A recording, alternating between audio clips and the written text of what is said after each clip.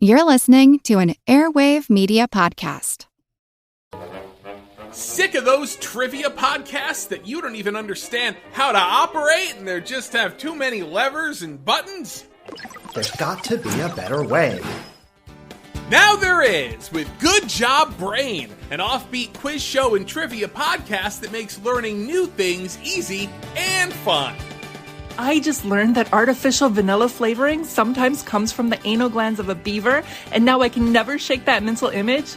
Thanks, Good Job Brain. Good Job Brain is available for the low price of just 4 easy payments of free. It's a podcast. Good Job Brain is part of Airwave Media and available on all podcast apps. Operators are standing by.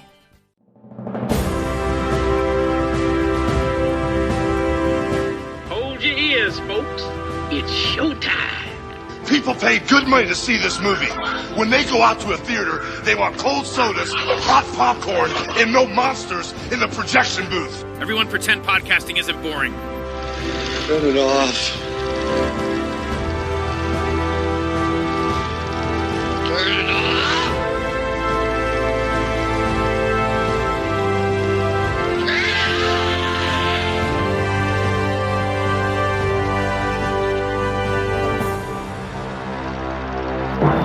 Remember my voice. I do trailers. All kinds of trailers. 23, take 2. One day they'll put me in a film, a proper full-length job. Until then, I'm just stuck with this sort of stuff. Go and see this. Don't miss that. The most terrifying thing you ever saw is coming to babysit for you tonight. All right, cut it there.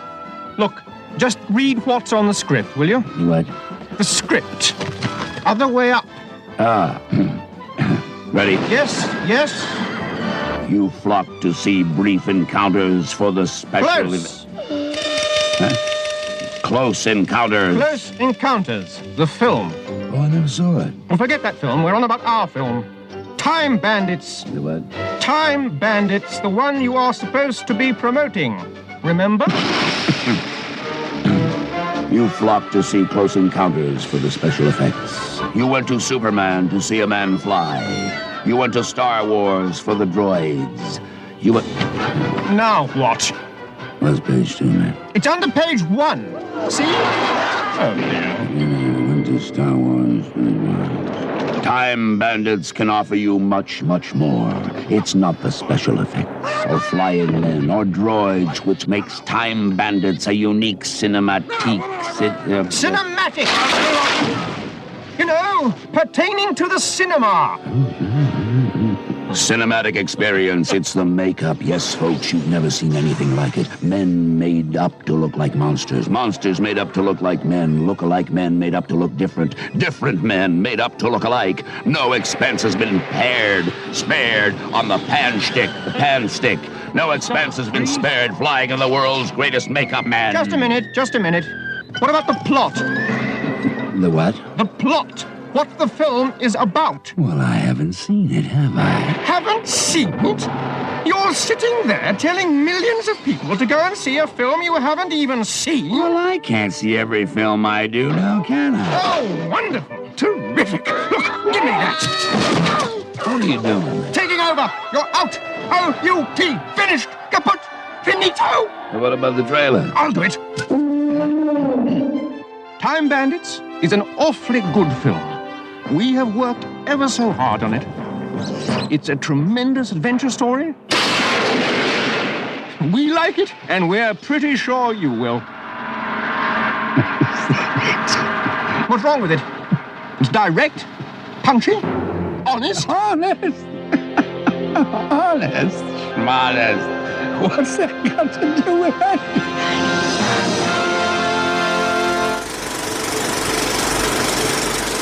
Welcome to the projection booth. I'm your host, Mike White. Joining me is Mr. Morris Burstinsky. Yes. The name is Agamemnon. King Agamemnon. Also back in the booth is Mr. Eric Peterson. Hello. On this episode, we are looking at the 1981 film from director Terry Gilliam, Time Time Bandits. It's the story of a band of God's workers who have stolen a map that allows them to travel through time. Along the way, they meet a young lad named Kevin, whose parents ignore him. He joins the titular Time Bandits on their adventures as they run from God into the arms of Satan. Of course, we will be spoiling the film along the way, so if you haven't seen Time Bandits, turn off the podcast and come back after you have. We will still be here. Eric, when was the first time you saw Time Bandits, and what did you think? So I saw this in the theater when it came out in 1981. I remember actually talking to kids on the playground, and this probably would have been second or third grade, about this. And at the time, I felt it was a fun kind of adventure romp with some comedic beats and, some subtext that I didn't understand at the time that now I definitely picked up on. It was one of those things that once home video came around, we maybe rented once or twice. But I actually had not seen it for a number of years until I just rewatched it a couple times in the last couple of weeks. And Morris, how about yourself? Like Eric, I also saw it on original cinema release back in late 1981. And probably like a lot of people, I went in presuming it was going to be a laugh-a-minute Python-esque type of film. We still had Life of Brian fresh in our minds. Actually, now that I think of it, Life of Brian was still showing in the cinema 2 years after its original release at the time that Time Bandits was screening here. I'd been also at the time a fan of Jabberwocky, Terry Gilliam's first non-Python related film. And that really was stuck in my mind as being something that was definitely very Pythonish. So I went in with that sort of expectation, and I came out thinking at the time, yeah, it's all right, but it's not the bust a gut laugh a minute type of film that I originally thought it was. But of course, watching it again and again on VHS over, the next few years, and then on Blu-ray when it came out, I have definitely seen a lot of Python-esque elements. And this is probably where the whole Gilliam-esque versus Python-esque thing starts. I tend to think that what just gets described as Gilliam-esque is more in the visuals, but a lot of the Pythonish elements of this film is probably, in my mind anyway, due to the wordplay or the absurdity of some of the situations that Michael Palin writes about. At first, liked it, but I've grown to love it a lot more over the years. I want to say that I saw this in theaters, but I'm not sure. I would have been 9 years old at the time. For sure, I saw this when it was playing on cable endlessly, and I saw it so many times growing up. And it wasn't until rewatching it again, probably like 5-6 years ago, and then again for the show, that I started to really catch a lot of the jokes. So there was a lot of wordplay in here that I just completely didn't get when I was younger. As I grew up, I did get into Python and then other Gilliam films.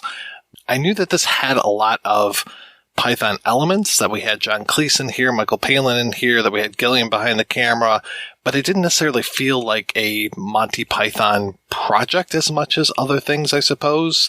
It wasn't one that I went back to all the time, but it was definitely one that stuck with me over the years, just, again, from having seen it just so many times on cable. Read a lot of literature, like in the last few weeks, in prep for this show, and Terry and Michael Palin had both said emphatically they didn't want people to think that this was a Python film. And yet when you get moments like with John Cleese coming out as this very polite, bureaucratic type of character saying, and who are you? You're a Robert. Jolly good. And it just sort of seems that clash of a real world situation. Like John Cleese sort of looks a little bit like the Queen attending a Royal Variety performance and shaking hands with everyone after their show. So you're a musician, are you? Oh, how frightfully lovely for you. How very nice. And taking something like that we recognize from the real world and putting it in Robin Hood era, talking to the Time Bandits, that clash of real world versus something surreal is a very Pythonish concept. And that's why I sort of tend to think it's more in the words. And, Gilliam was always, because of his role as the cutout animator in the Monty Python's Flying Circus shows was always more, I guess, of a visual sort of person. And that's how he made his style as he went on through the rest of his film career. So, yeah, I know the guys, they didn't want it to be perceived as a Python film, and, for good reason, but they still had some, well, at least Gilliam still had some ground to cross. He knew what he knew, and he still had time to develop. But having said that, the film that he came up with still holds his head up against anything that he did after that. Can we zero in on the word bureaucratic? Because that's something that stuck out to me. Obviously, having seen Brazil after this, there's something about the bureaucratic authority that he's seems intent on skewering for good reason, identifying not that necessarily people who are occupying those roles are necessarily the problem, but the roles are the problem.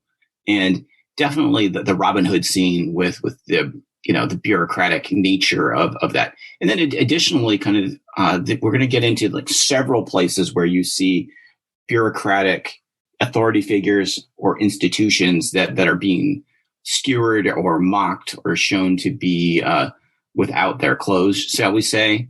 That seems to be a reoccurring theme, especially in this era of his work. Even the whole idea of God being in a business suit, and I really honestly don't believe that he let the Time Bandits steal the map. He comes up with that excuse that, of course I knew that you took the map. No, I really don't think so. I think that he is a petty bureaucrat, just like Satan is a petty bureaucrat. And Satan is all about the next big thing. He's all about computers and lasers. He doesn't necessarily know what they do, but he really thinks that that's going to be the wave of the future. That's where this film would still be highly relevant if made today. I mean, of course, the time he says, tell me about trunk dialing, talk to me about STDs. But nowadays he'd say, go on, tell me what HTTP is. Tell me about Facebook. Tell me about internet protocols and the like. But it'd still be the same. While we're sort of already talking a little bit about Satan and his role here in this film, I couldn't help thinking a lot about the representation of Satan in this film, and another one of my very, very favorite British comedy films, that's Bedazzled from 1967 with Peter Cook and Dudley Moore. Originally in Bedazzled, the character of Satan is played by Peter Cook, or George Spigot, as he calls himself.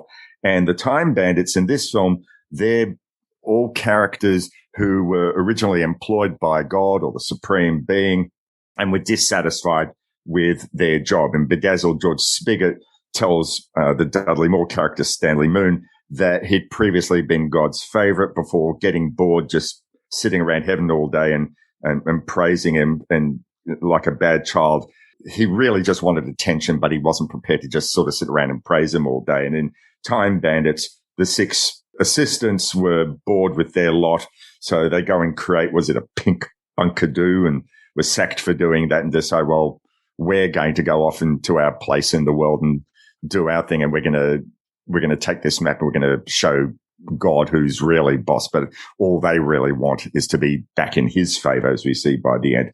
The other sort of thing that I think about as well, which is a nice comparison, is between David Warner in this film, who I absolutely love. I'm a huge fan of David Warner, and he plays evil genius, as you say, Mike, as this petty bureaucrat and as this egomaniac, which is as the character is written. But he's more egomaniac than threatening, despite the power that he wields. And Peter Cook in Bedazzled plays him more, well, maybe less of the theatricality. He's more like a slippery car salesman, but still very bureaucratic in his way. He gets Dudley to sign a contract that says, I will take your soul. But he's a very British businessman in true devilish fashion, or like an insurance salesman fashion. He basically will do everything in his power to not pay up. And I love the fact that both representations of Satan in these two comedic films, they're very British to me, very British cinema archetypes. Comes back to that word, is what you said before, Michael, being bureaucrat. The contemporary to Time Bandits film that shows Satan and God that came to mind, and it's one I know that Morris is not a fan of. I almost expected God to show up in a spectral Rolls Royce and take the hippies on into the the next evolution of Earth. You know, I was thinking about the apple as I was kind of watching the end here. Satan as a bureaucrat running a record label in that film, basically.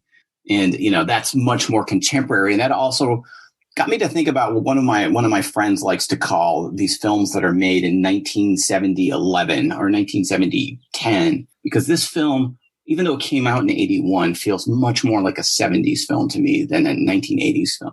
I also like that we're really looking at consumerism with this whole thing. And I mean, the Time Bandits, they're robbers. They're out there trying to rob, but they're some of the worst robbers that there are. And that we really focus in on the consumerism when it comes to Kevin's parents and just how they are motivated by sitting around watching the TV, talking about what appliances they have versus what appliances their neighbors have, being just so all about the most modern conveniences to the point of it really being their demise.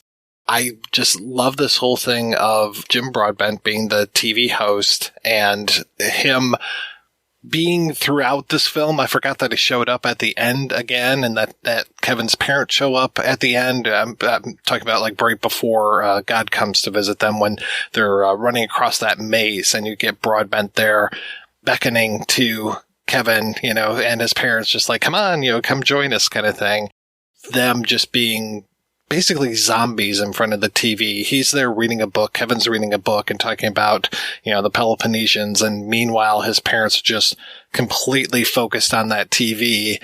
And then I love how it's his digital watch, the dad's digital watch that sets off and says, oh, it's time for bed. You know, he's like got all of those conveniences, including the probably at the time brand new digital watch. Yeah. And the thing that struck me watching it is kind of the long tendrils coming out from this film. I'm guessing that maybe Alex Cox was inspired for the parents in Repo Man by these parents. And then definitely, you know, the game show in RoboCop, I'd buy that for $1. Definitely sounds like, you know, your money or your life. I don't think it's any major accomplishment to say, oh, wow, I think Kevin is dreaming all of this stuff, because all of the things that are in his room ends up being in his adventures. You know, we see robot toys, we see spacemen toys, we see cowboys and Indians, we see all of these things that we're going to see throughout his adventures. You know, he's reading about Agamemnon when his parents are like, oh, time for bed. So he's got all of this stuff already going on in his very fertile imagination. And there's even a shot towards the end when the firemen are walking across his floor and you see them like stomp on some toys, and it's just like, yep, those look like pretty much the toys that we just saw, so the stuff that we just saw in the fight of Satan against the Time Bandits. So it's like, okay, yeah, not a major leap here, but I do like that there is that play with, is this real? Is this not real? And just having that ability to play it off as if it could be a dream. But I do really appreciate that Kevin's got those photographs at the end kind of as evidence that he can still hold on to those things. Those kinds of childless adventures can feel like a dream, or you can extrapolate some minor childless adventures that you've imagined into something that seems much more real. So I think it's playing with that, definitely. The specificity of the events of the film means that maybe it's dreaming, maybe it's not. It's kind of unresolved, and it could be, you know, kind of a break with reality kind of perception deal where, you know, all the modern technology and all mod cons and whatnot have broken him to the point that that's what his fantasy has to be to escape. And to him, it's very real.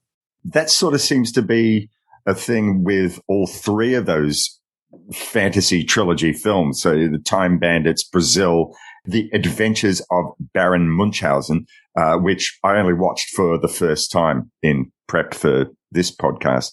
But yeah, there's that level of, is he dreaming? Is he not dreaming in Time Bandits? In Brazil, we definitely know that the main character played by Jonathan Pryce is dreaming, but we just sort of don't know to what extent. But The Adventures of Baron Munchausen, by the end, we think that we're getting everything he's been telling has been a story, but the closing couple of minutes, and I want to come back to this, reveal, oh, well, maybe that did happen. So I like the fact that Terry Gilliam is telling us, the audience, well, you have to make up your own mind. I'm not going to lay it out for you. This is sort of not really like The Wizard of Oz. I'm glad that you brought up The Wizard of Oz, because I was seeing that a little as far as the end of the film, and especially having Sean Connery show up again at the end.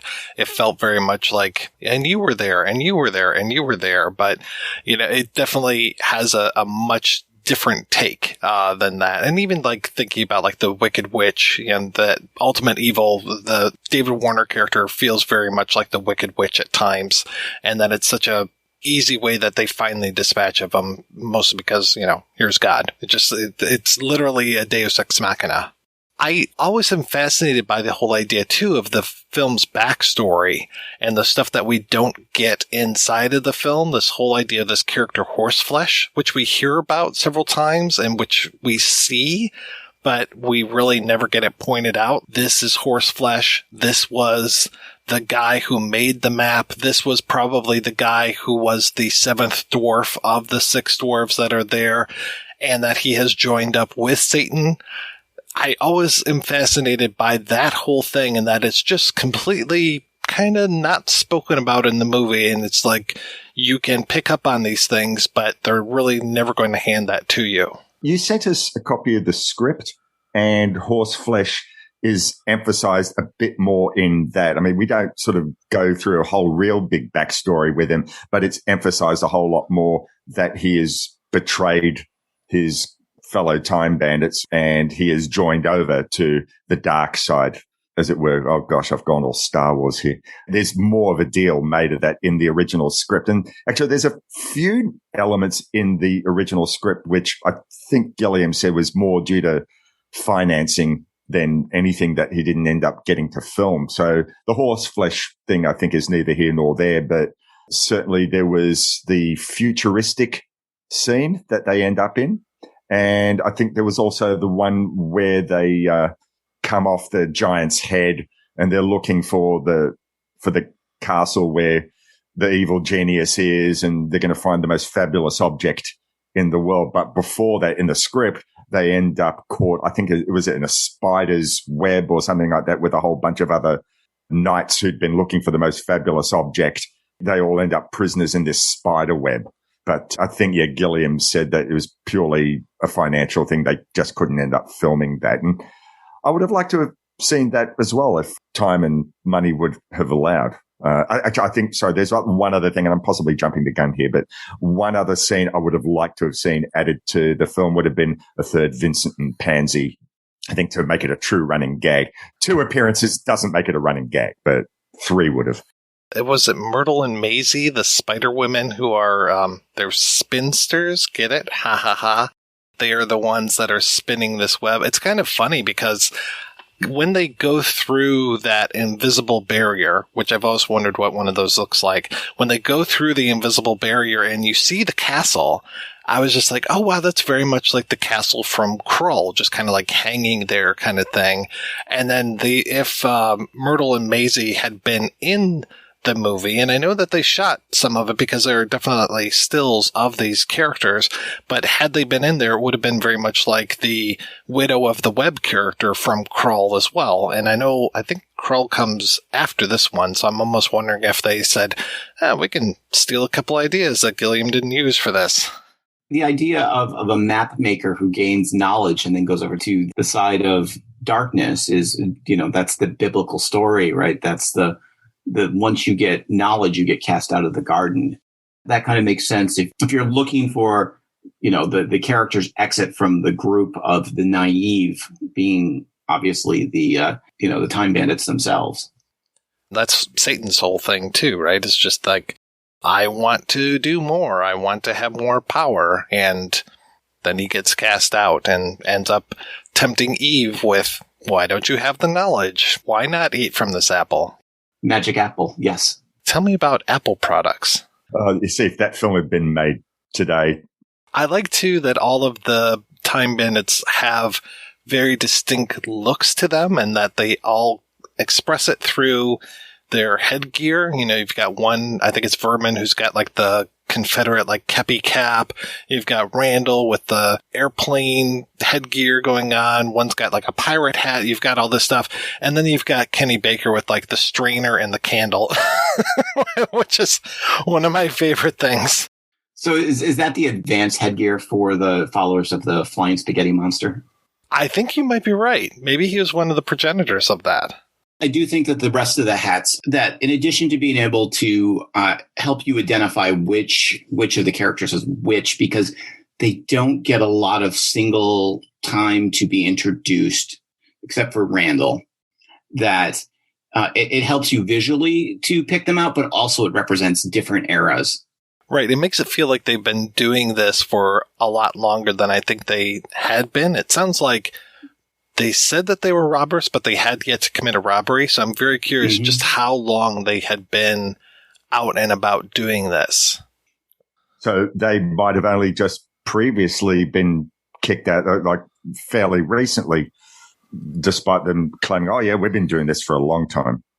They're traveling through time, so their time heists could be, it could be bouncing back and forth and paradoxes. So who really knows? We don't really get into the mechanics of the time travel. It's the door opens and they go through it. People assume that time is a strict progression of cause to effect, but actually, from a non-linear, non-subjective viewpoint, it's more like a big ball of wibbly-wobbly, timey-wimey stuff.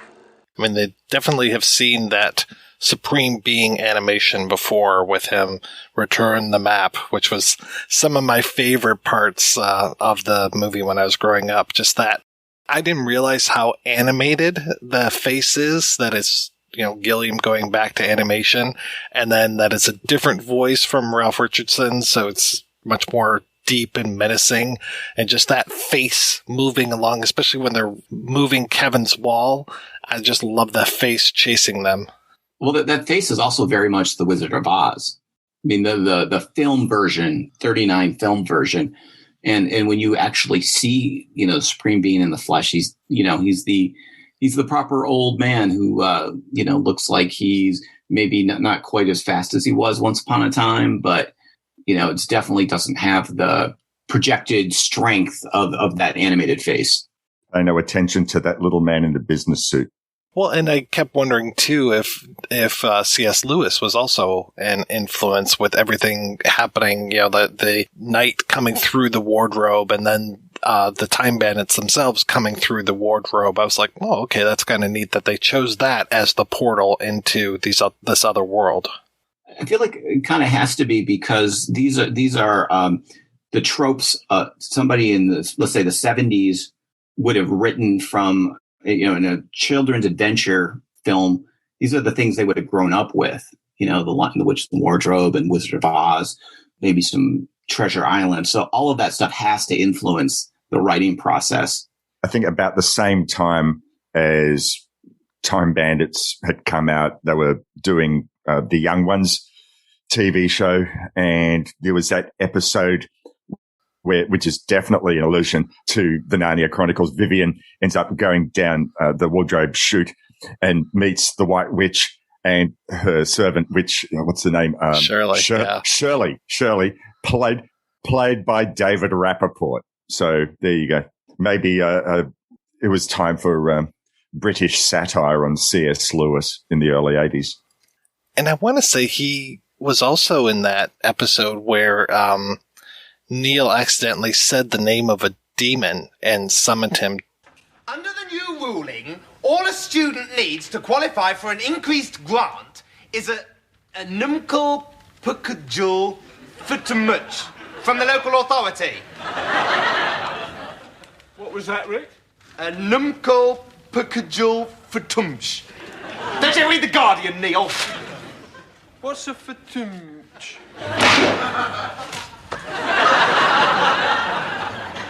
Now I've got 3 minutes.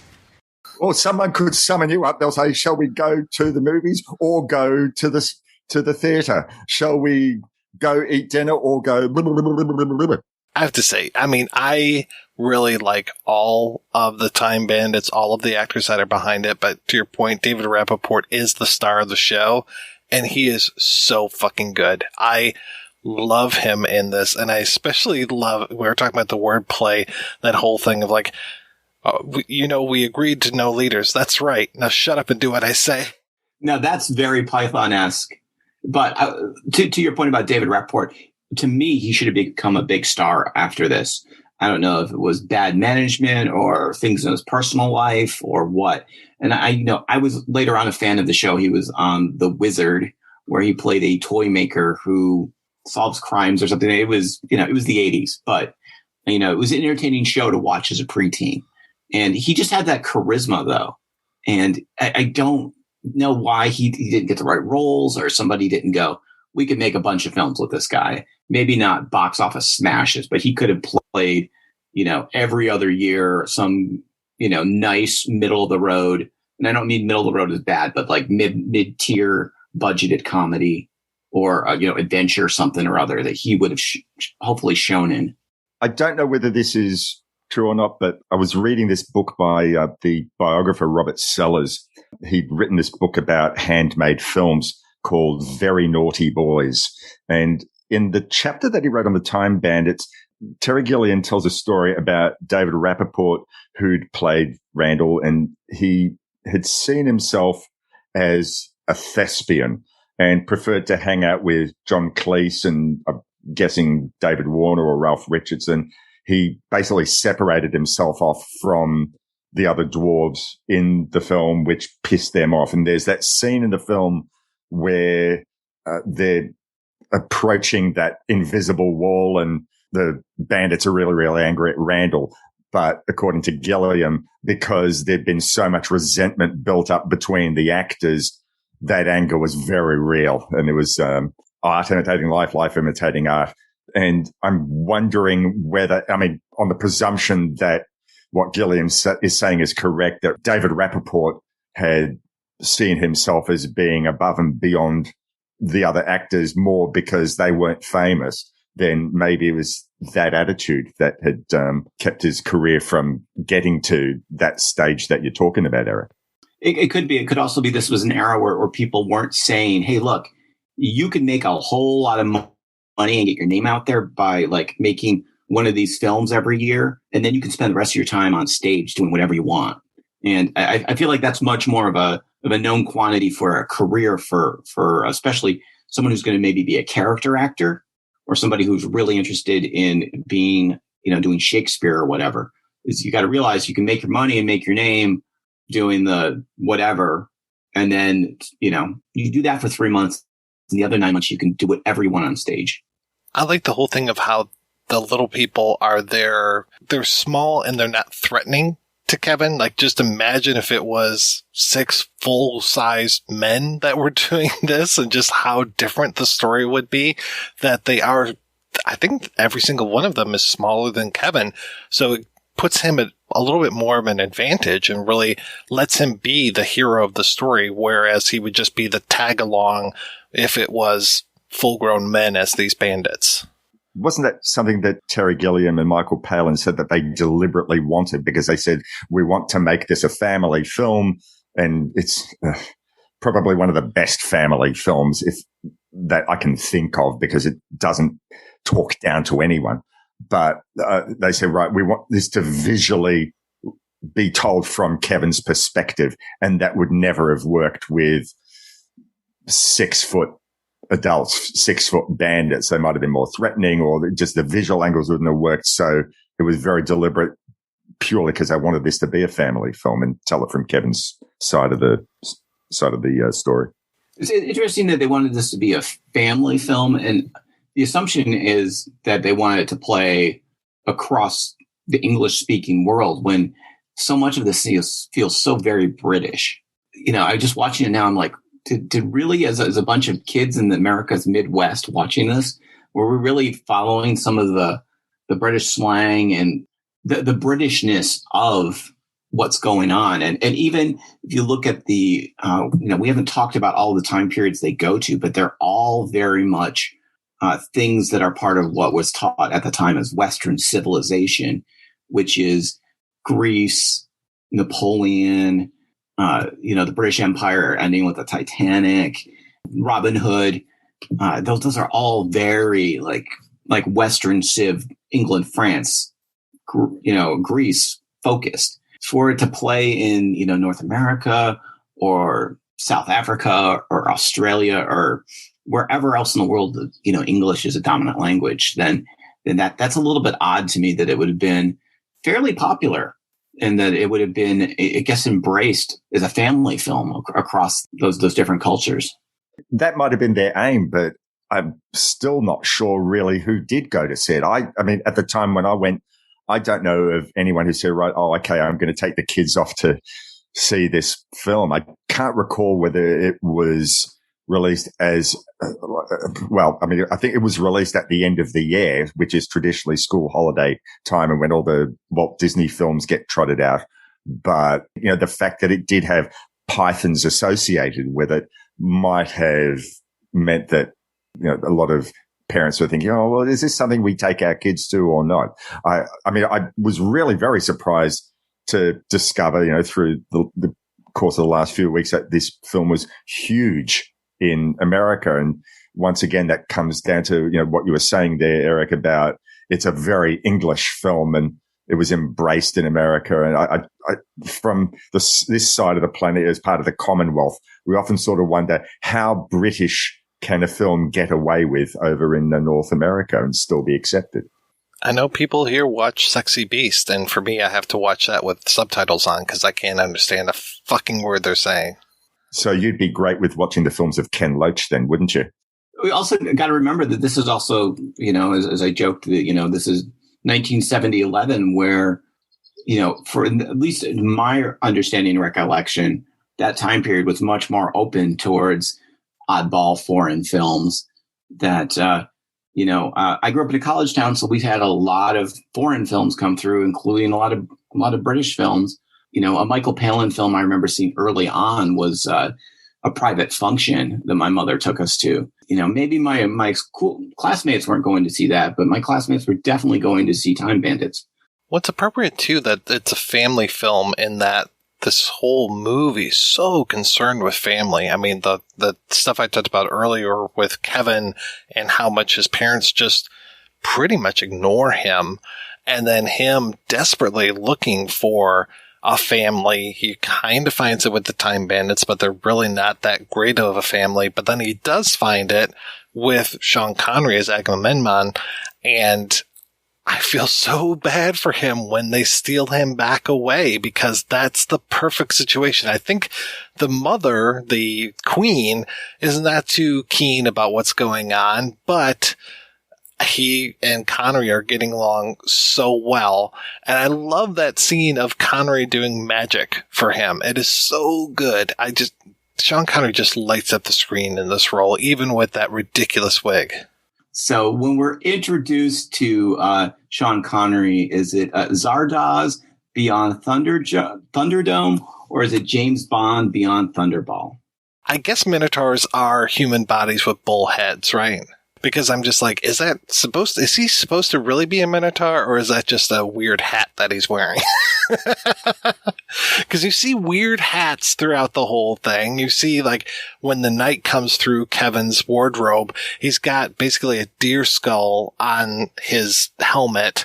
And then I was noticing yesterday just how horns play such a major part in here. I talked about their headgear and stuff, and I think it's Mike Edmonds got a horn coming out of one side of his head. You've got those super scary dead cow things that Satan employs that have the horns coming out, and they have the cow skulls and stuff. And just even when Agamemnon gives Kevin like a staff to be like, you will be my son, it's got little horns on it. And I'm just like, my God, this movie, it's super horny. Well, there's also when they come into, when he and Agamemnon come into the city, there's this massive horn trumpet that is blown. And we see it first with the guy kind of polishing it, and then the camera pulls back and we see the whole thing. Any Derek and Clive fans out there, this film has got the horn. I'm sure somebody's done this, but somebody should make a YouTube video where, we have the scene with the horn being polished, and then, it pulls back and we see the horn and it plays the sad trombone. Coming to the end of the Agamemnon scene, It sort of made me think that in a previous life that the Time Bandits had actually not been so much in charge of creating shrubberies and trees in heaven, but they'd been the entertainment troupe, because at the end of the Napoleonic scene, well, that was where they gained Napoleon's confidence is by doing a really terrible British music hall rendition of Me and My Shadow. And then they seem a lot more professional as dancers when they're coming in disguise and entertaining the King Agamemnon. So they might have just been an all-round cabaret troupe or vaudeville troupe up in heaven.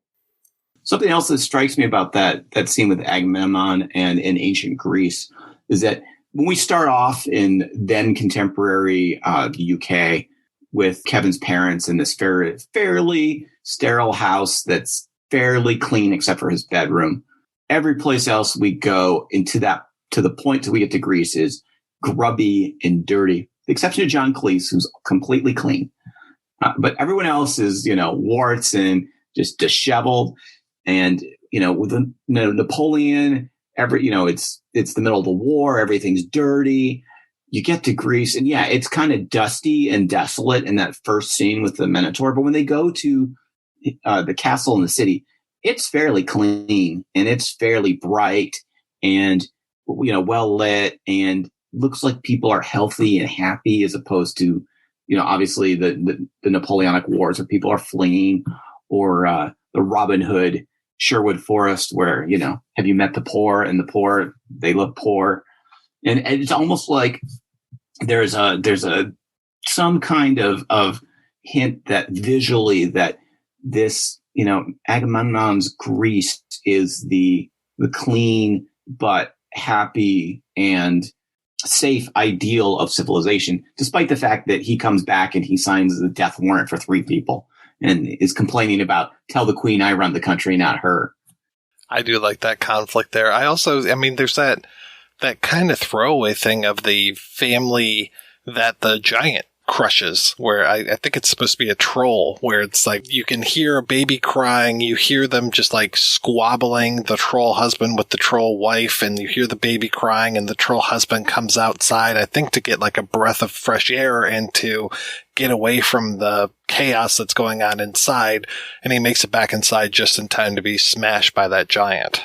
That sort of seems to me like a very Pythonish, or maybe Gilliam during the Python flying circus era type of moment, because when they're speaking, when that husband and wife are speaking, we never hear plainly what they're saying. It's always,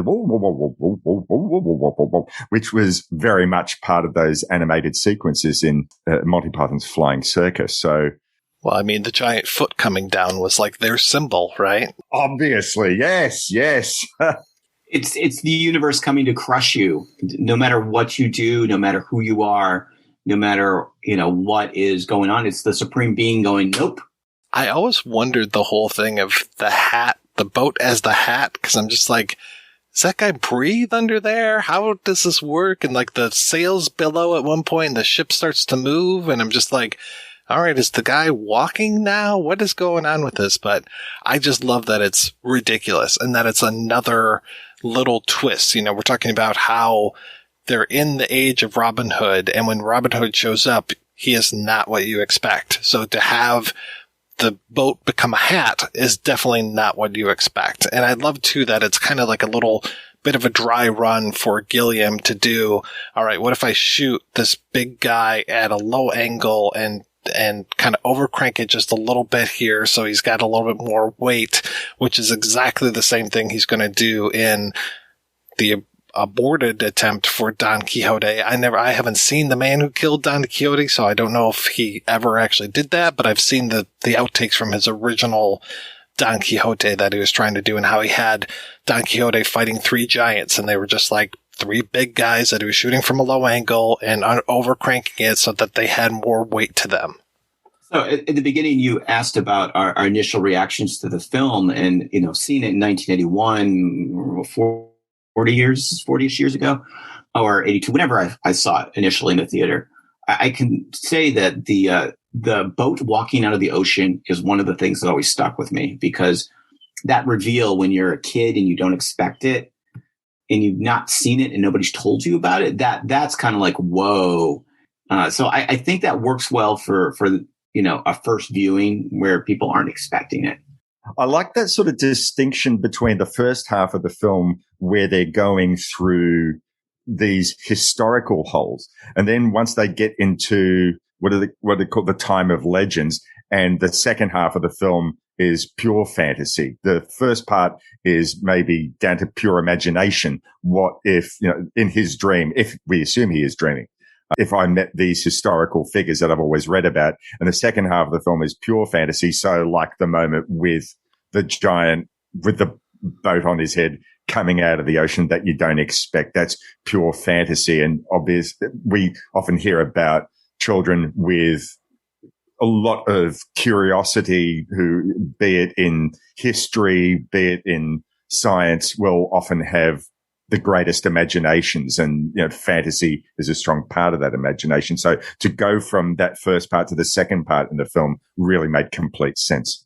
I didn't really notice until the last time I watched this how strong the ogre wife is, and that she is the one that pulls them all up into the boat when her husband's unable to do it because of his bad back, that she just gives a little yank and they all come flying up there. And then also looking at the background for her when she's making breakfast and seeing like feet hanging from the rafters. It's just like, oh, that's so nice. I mean, one thing that we really haven't said about this film yet is just how well designed it is and just how great it looks. And I think that's one reason why we're still talking about it 40 years later, is that it is a feast for the eyes. Like when they go to Evil's castle and there is that maze that I mentioned before. That maze set is just amazing. I didn't even know how they necessarily would have done that other than maybe like matte paintings, but my God, it looks fantastic. You know who I think was probably a big fan of this film from a visual aspect, and really, I guess, as well from the fact that there's 6 characters or a bunch of characters each out on this mission, is Tarsem Singh, and the film that you thankfully brought to my attention, The Fall, because visually these 2 films, I'd love to put them on a double bill at a repertory theater. I think they'd work side by side together so well. I think it is influencing those future films with the look. And watching it today, there are a couple scenes that struck me as being very much the film Black Moon from the early 70s. The Louis Malle? Yeah, kind of the slow motion with the animals and the mist. And it's been a while since I've seen Black Moon, but it came to mind when I was watching, especially when one of the characters gets turned into a pig. So I think there's that continuum that, those early 70s kind of surreal films pulling into this, and then later films like The Fall kind of pulling from it. Gilliam doesn't necessarily wear his influences on his sleeve. It feels like everything that he does feels original, though I know he is pulling from, previous things. Like we've talked about that before when we've talked about Wojciech Haas and Borowczyk. And it's just like, okay, yeah, we can see some of that stuff in Gilliam's work, but it's not like he's, directly lifting and shifting things. It feels very much of his imagination when it comes to this, especially this kind of grubby, gritty world that he always presents. And I love too that when we get to Evil's world, that it's very, very industrial, that you get to see all these pipes and levers and all of these things that are going on. It's just like that kind of world that he's going to present to us when it comes to the future in like 12 Monkeys, or the world of all of the plumbing malfunctions in Brazil, that it is just like such a grimy, steamy, greasy world that he loves to revel in. In Brazil, you still have it's all futuristic, but you do get the grubby side of the Jonathan Pryce's apartment, which has been pulled apart by Bob Hoskins. That absolutely, I hadn't seen that in so long, and I absolutely pissed myself. Very, very funny sequence. But then, of course, there's all the Ministry of Information officers, which once again comes back to the maze thing that you were talking about, Mike. But it's all very clean, and that hospital lighting. So you get the combination of grubby and clean within the privileged world But of course, once he gets out on the road with his love interest, once they get out in the truck and they see the reality of what else is around this city that no one else goes out to and no one knows about it, maybe a little bit like Logan's Run. But yes, I do love that contrast of clean, and there's dirty and clean within that environment, but there's also the filth of the wider world, which once again will come down to a class thing, which I know is something that Terry Gilliam was very focused on and was something that I think he studied in political science at university. Following on from the idea of the cluttered, I mean, that's kind of makes it a maze, which is also, we think of bureaucracies as being a maze, that you have to go to this window and get this form and call that person and get this approval. And that kind of plays into the, mentally the image of the maze that we come to at the end. The characters of Vincent and Pansy, they feel like they're very much part of that clean world. Even when it's in Robin Hood times, like their carriage is very clean. They are clean. When they're on the Titanic, again, they're very clean as well. And we get to see the Time Bandits all cleaned up in their beautiful tuxedos that they're wearing. But I love how Vincent and Pansy, these people that we meet over and over again, and I agree with you, I wish there would have been a third time that we meet them to really pay it off. But I love how each time Michael Palin's character has something wrong with him, and we're not really sure exactly what it is, that he needs fruit. He has to have fruit all of a sudden. That's the greatest Monty Python line in this film. If you want to draw it back to another great British science fiction idea, it's almost like they're the Eloi from Time Machine, obviously, speaking of time travel, and that, we're seeing all of these other groups that are basically the Morlocks, whether they're soldiers or they're the thieves or they're, the henchmen of Satan. They're very much kind of a brutish Morlock concept going on there. Oh man, I love Satan's minions. We mentioned Horseflesh before, but some of the other guys, like the guy who's got speaking of horns, the horn coming right out of the front of his head, and how they're all in those like plastic raincoats kind of thing. It's just, I love that look. It's so good. Well, they're almost like manservant Hecubus from Kids in the Hall. David Warner, I cannot say enough good things about David Warner, and it drives me crazy because my wife cannot remember who David Warner is, because I'll be like, oh, cool, it's David Warner. She'll be like, who's that? And I'm like, okay, well, he was Master Control Program in Tron. He was the, evil genius in Time Bandits. He was this Klingon in this episode. He was this, just like. Just got to get an 8x11 of him and put it up above the television. I always go back to Time After Time, because that was probably one of the first times I ever saw him, and I'm just like, he was the best Jack the Ripper that has ever been Jack the Ripper. And I thought it was really interesting about how he does evil in both films, because essentially all the comedic moments come with Malcolm McDowell being the fish out of water, never with David Warner, and he plays evil really straight down the line, and you're frightened of him there. Whereas evil genius in Time Bandits, he's more the comedic joke, really. I mean, he's still capable of doing some terrible things, but he's less frightening and, as I said before, more theatrical. So I love that contrast, that he has that range. He can play evil in those two different ways. And of course, another film that I sort of think of him where he had some great comedic chops was The Man with Two Brains. He does kill people, but he's turning people into animals, or threatening to turn them into animals, which is also part of the Greek mythological stories, that if you think about the Odyssey and was it Callisto's Island, I believe, they're being turned into pigs. My memories of the Greek mythology right now is going straight in my head. But would it be the Argonauts? Maybe. But I mean, it is a thread throughout the Greek myths of these godlike beings that are able to turn men, especially, into animals, of whether they're sheep or pigs or whatever. Can't you see it, Everett? Them sirens did this to Pete. They loved him up and turned him into a horny toad.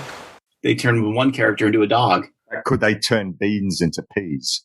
Is that a riff on water into wine? There's another religious subcontext, isn't I it? do love how God even brings up the question of evil. You know, the whole thing of like, well, you might even ask why I allowed him to exist. It's like, yeah, we would ask that. Something to do with free will. I love how he just like brushes it off so easily. It's almost like he's got the talking points from the head office. Anybody asks, you say free will.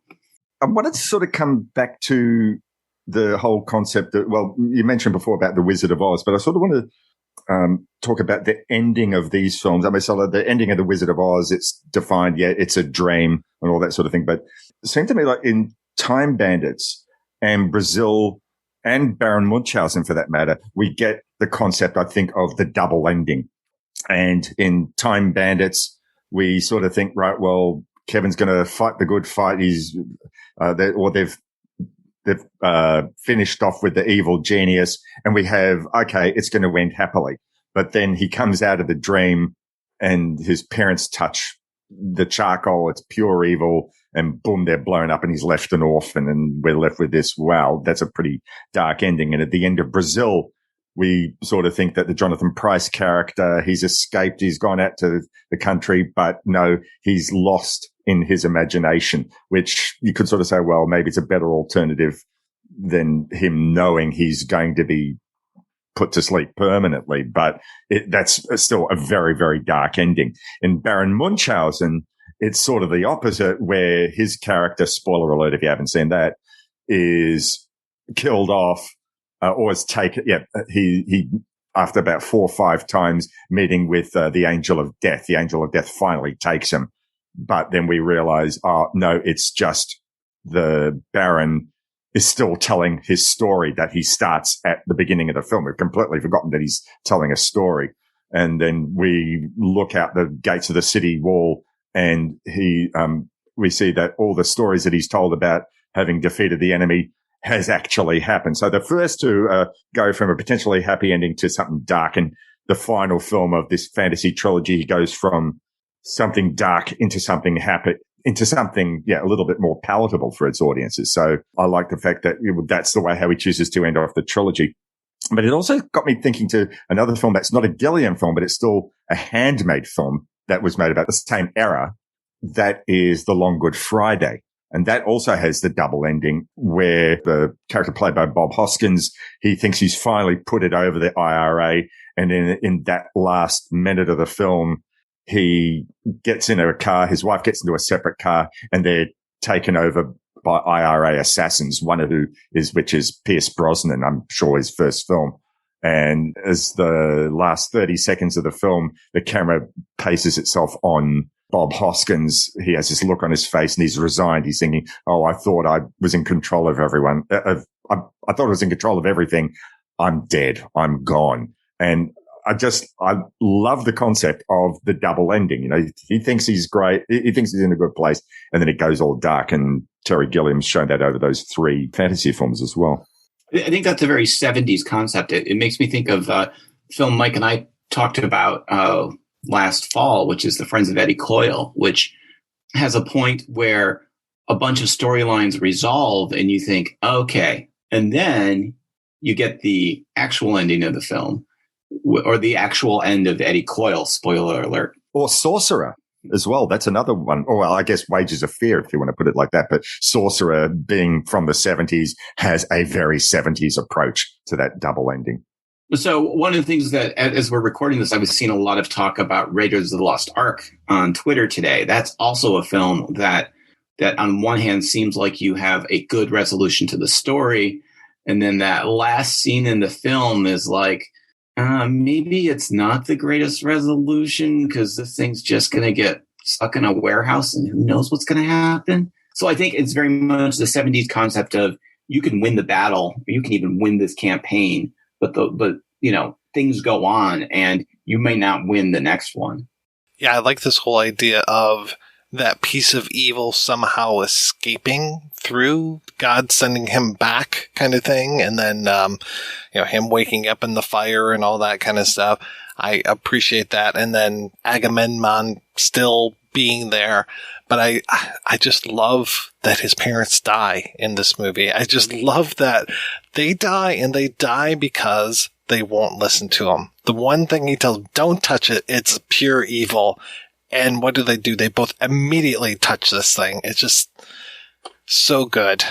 That's also the scene that I vividly remember talking with kids on the playground about that scene after we'd seen the movie, like a week later or whatever, that really stuck with our young minds for whatever reason. When I think back to elementary school and that era, the films we would talk about on the playground were this and Empire Strikes Back.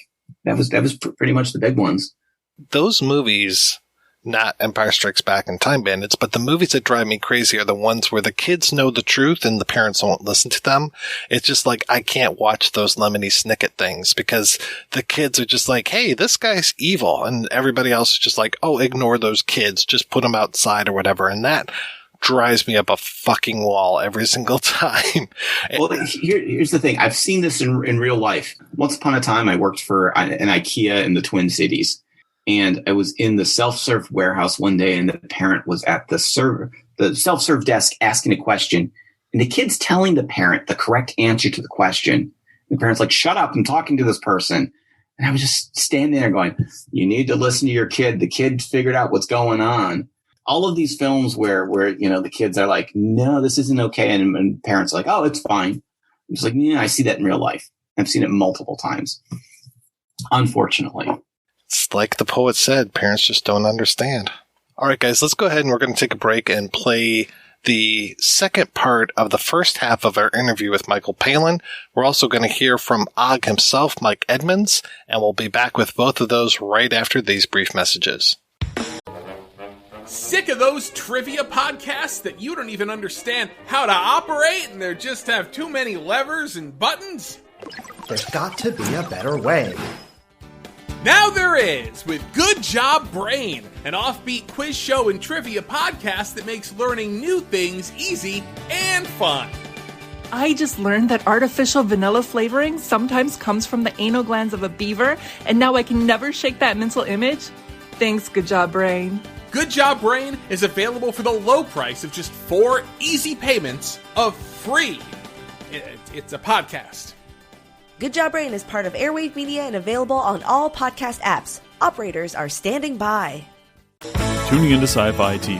Hey everybody, welcome back. I'm Brent Barrett. I'm Kevin Batchelder. I'm Wendy Hembrock. The Viewer's Guide to Genre Television. Welcome everyone to a special supernatural-focused bonus Hello everyone, and welcome to the Fae Files, a family of podcasts for the genre-loving television viewer. Welcome to Saturday B Movie Reel. Hi everyone, welcome to the study welcome group. To the top genre characters of all time countdown. And tonight we're going to be talking about Game of Thrones Season 3. Find us at tuningintoscifitv.com.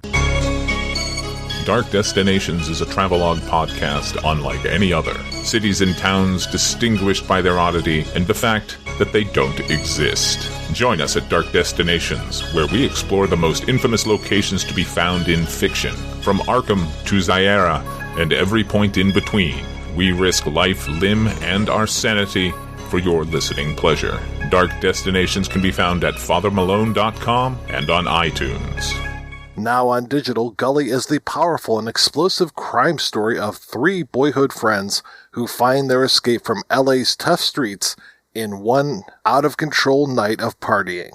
But when the rampage stops, retribution begins. Directed by Namil Eiderkin, Gully stars Kevin Harrison Jr., Charlie Plummer, Jacob Lattimore, Jonathan Majors, Amber Heard, and Academy Award-nominated Terrence Howard.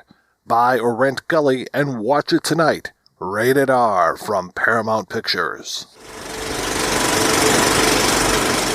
The first time that you worked with Terry Gilliam, was that on The Frost Show? No, the first time I worked with Terry was on a show called Do Not Adjust Your Set, which was made by Rediffusion in London. And that was in 1967, I think. Terry Gilliam had just arrived from America to travel around Europe and get away from America, as he put it. He loved Europe, and he was going to sort of settle here. He came along and met us in the bar after the recording of one of these shows. He made a couple of animations for us in Do Not Adjust Your Set, which were absolutely brilliant. I mean, the first one was is actually about Christmas. It was called A Christmas Card Animation, and all sorts of wonderful things of, three wise men disappearing into ponds and steeples of churches tipping backwards to reveal a rocket firing out. It's really the first time we met in '67, and it was the first time we used his work, was on Do Not Adjust Your Set. Can you tell me a little bit about how the two of you collaborated, especially when it came to, say, something like Jabberwocky, and especially with Time Bandits? Jabberwocky was less complex because I was there as an actor, not a writer. It was different because he had acted in Python. I knew him from the Python context, and Jabberwocky was a completely different kind of context. I was an actor in a film which really was Terry's first film, and so there's quite a lot riding on it. And it was an unusual film. It wasn't sort of going to be like any other. It was, after all, taking the story of Jabberwocky, which is an absurd, wonderfully silly, absurd story and a poem, and putting it on screen. So there was a kind of feeling of the two of us together in a very Python spirit, trying to do something that was difficult and had never been done before. I suppose that was what motivated us and kept us going. With Time Bandits, there was a deliberate decision to write together. Terry hadn't asked me to write on Jabberwocky. He was writing up with Charles Alverson, a fellow American. But when it came to Time Bandits, I remember Terry coming around to our house, and he just had this one sheet of paper on which the whole idea of Time Bandits was written. And he said, "What do you think? What do you think?" And I said, "Well, great, sounds exciting. How are we going to do it on the kind of budget you can get?" And he said, there are ways and ways of doing it. It was better budgeted than Jabberwocky because we had money via George Harrison from Dennis O'Brien and Handmade Films.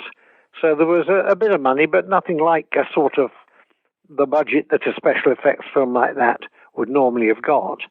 And again, it was Terry trying to prove a point that he could write a story and tell a story about the magical world of childhood, which would be quite different from anything that had been ever done before. And also, having, 6 dwarves, or men of restricted growth, as we had to call them in those days, or they all call themselves dwarves. That we had, those are the main characters. That was great. And that was the sort of thing that got Terry very excited because it was different and no one else would risk doing something like that. So I said, well, I'd love to write. We decided on the format of having the Time Bandits and the boy fall into different parts of history. And I suppose it was the only time my history degree at Oxford came into any use was on that film. I was able to sort of put together the various periods and into which the dwarves were propelled. Did you have to look up, or did you just know all the heights of those world leaders, or is that all completely made up? No, it's not made up. No, I'm pretty certain we got that all sorted. I think I'd actually talked to Terry about that. We had some discussion about small people being quite dangerous, and also the connection between this great leader Napoleon, who was getting slowly more and more paralytic, and the dwarves who had to listen to him. But he's talking about smallness and small people and all that. And so I think it was a chance for us to sort of riff on that idea that you could be small and dangerous. And when we did a bit of investigation, you found that, yes, Hitler was actually quite small, and Stalin was also quite small. That's how that came about. But yes, it was all fact-checked. Can you tell me more about the character of Horseflesh, who seems to kind of get moved out as the drafts of the screenplay move on? I can't remember much about him. Was he one of the dwarves? I can't remember. When we see him, he's in league with evil, but he seems to have been possibly a 7th dwarf along with the Time Bandits, and they make reference at one point that he's dead, but then we see him again with evil later on. it was a richly sort of creative area doing Time Bandits, because there was no story like that to feel. We had to create all the different characters. And I think he was probably, I don't remember a lot about him, to be honest, from this far back. But I think there was some characters worked out, others didn't. There was a scene, I don't think it's in the film at all, where the dwarves visit the spider women. That never happened, but it was another attempt to, an idea. Terry would say, I've got this idea, we could do this wonderful thing. They get caught in a web, and I would go away and write it, because I sort of wanted to make it a narrative and a story and make it vaguely logical, even in the middle of all this madness. But that didn't work out, and I think Hogsfleisch probably didn't work out either. I do love that Vincent and Pansy show up in multiple timelines, and I was curious if there was ever talk of having them show up a third time. They were interesting because I was supposed to be, as you probably know, because you probably know more about than I do, but I was supposed to be playing a Robin Hood, and Dennis O'Brien, who one of Dennis's techniques was to try and sign up big names, even though Terry didn't really want big names. It wasn't what the film was about. But Dennis persuaded him that if you could have certain big names in, it just helped to bring the money in, and he was probably right about that. But it was not Terry's inclination. But Dennis thought, well, let's get another Python in, and particularly John Cleese, who was perhaps the best known of the Pythons. Terry particularly, and me to a certain extent, were wary of bringing other Pythons in because he didn't want to make it into a Python film. Jabberwocky had already been, there had been attempts to sell it as a Python film because there were 3 Pythons in. But we were wanting to, Time Bandits stand on its own feet, not be seen as a Python film. But Dennis said, persuaded us that it would be good to ask John. And we did talk to John, and I suddenly thought, well, what I could do is just give John, this was quite late on when we were about to start shooting. The best thing I could do was to give John the Robin Hood part, and I knew that he would elaborate on it himself, which he did. He ad-libbed some wonderful stuff, and it was a terrific performance and very, very funny. But it meant that I had to give myself something else. So we created a totally new character, the Vincent and Patsy pairing. And Shelley Duvall that was quite a coup at the time to get Shelley. And I think she might have been in London doing something anyway. I know she was working on Kubrick's The Shining sometime around then. Anyway, she agreed to do it. So I made this lovelorn duo. And I think that I always felt it was a sort of extra that was tacked on. It wasn't actually organic to the story. But it was quite good fun. I felt we probably had done enough. I mean, they had the 2 scenes. They had the big Titanic scene, which was fun. But there weren't any, I don't think there was a gap for them to appear again, actually. The thing I particularly remember about Time Bandits, I have the book here with me, is because, of course, Sean Connery, who died very, very recently. And that was really Dennis's greatest coup, was to get James Bond into a film like Time Bandits.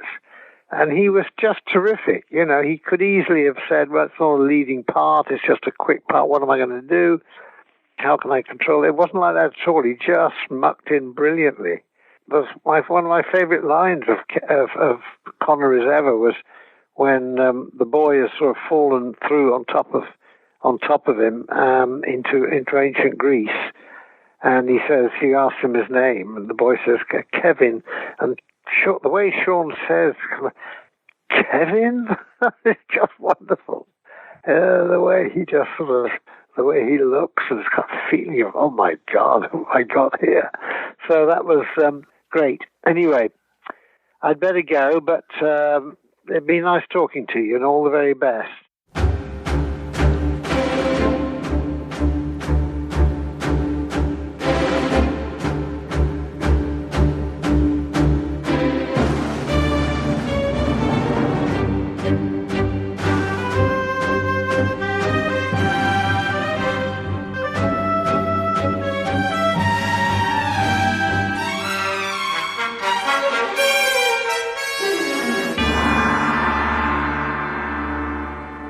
I am very curious how you got into the business, how you became an actor.